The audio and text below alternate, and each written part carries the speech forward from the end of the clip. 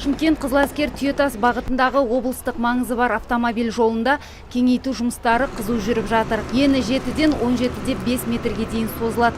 Арықтар мен аяқ жолдар, диодты шамдар орнатылады. Қайта құрудан өтіп жатқан жолға қаралған қаржы 1,7 миллиард теңге. Сапасы қатаң бақылауға алынған жолдың құрылысы жыл соңына дейін аяқталуы тиіс. Ал жол бойына заңсыз салынып кеткен үйлер толығымен сүріліп тасталады.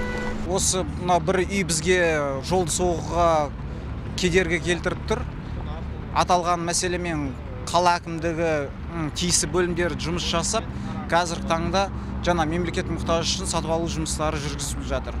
Республикалық маңызы бар жолдар өңірде жалпы 837 шақырымды құрайды. Оның 420-сы батыс Қытай, батыс Еуропа бағытында. Халықаралық автодәліздің құрылысы негізінен 3 бағытта жүргізілген. Шымкент Қызылорда бағыты қыркүйек айында толық аяқталса, құрылысы 4 жыл бұрын басталған Шымкент Тараз, Шымкент Ташкент бағыттары әлі аяқталмай отыр. Оған себеп мердігер компаниялардың салғырттығы. 2018-ге өтпелі болуы мүмкін, өйткені ол жерде туннель болуына байланысты өте күрделі. Ол туннель қазір Қазақстанда ондай туннелі бар жол бізде жоқ.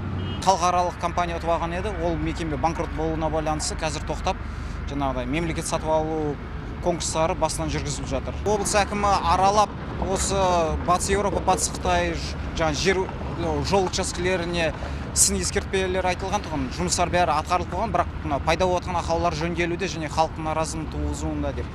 Облыстағы жалпы 400-ден астам көпірдің 120-ға жуығы жөндеуді қажет етеді. Мәселен, облыстық маңызы бар Қазығұрт-Дербісек жолындағы көпірге 61 миллион теңге бөлініп, күрделі жөндеу жұмысы жүргізілуде.